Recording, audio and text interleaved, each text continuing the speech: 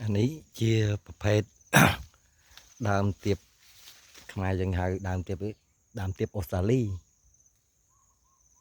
ประเภทนี้สัจจา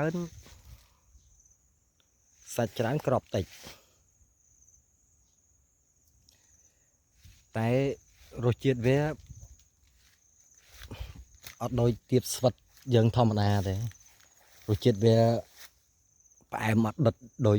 ទៀបស្វិតធម្មតាទេបើទៀបស្វិតធម្មតាវាផ្អែមខ្លាំងនិយាយទៅបើថាអ្នកចូលចិត្តផ្អែមធម្មតាមិនផ្អែមខ្លាំងប្រភេទនេះអាចហូបបានជាពិសេសអ្នកទឹកនំផ្អែមអ្នកកើតជំងឺទឹកនោមផ្អែមពីព្រោះខ្ញុំធ្លាប់បេះយកទៅលក់កាលឆ្នាំតាមិញអ្នកទិញគេចូលចិត្តក៏ច្រើនដែររបៀបសាច់ច្រើនក្របតិចតែវាអត់ផ្អែមដិតអត់ផ្អែមខ្លាំងនិយាយទៅ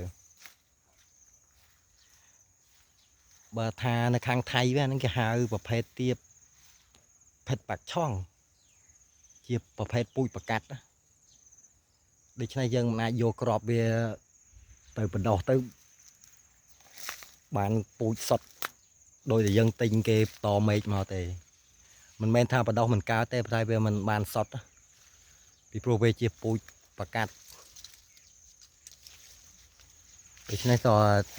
តបៅមេឃវាឬតមេឃវាគឺមិនអាចយកទៅបណ្ដោះក្របទៅបានសុទ្ធដូចដែលគេតមេឃនេះទេ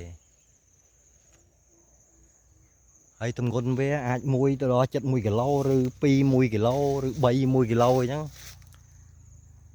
តែអានេះមិនតាន់ជារដូវវាទេខែនេះវាគ្រាន់តែចេញផ្លែមួយអញ្ចឹងទេតែខ្ញុំដាំមិនបានច្រើនដើមទេអានេះដាំជាមួយទៀបធម្មតាអានេះទៀបស្វិតធម្មតាយើង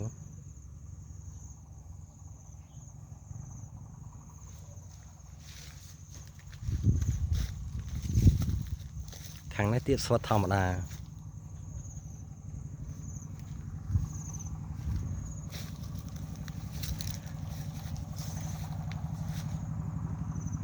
ចាំមើលពេលផ្លែ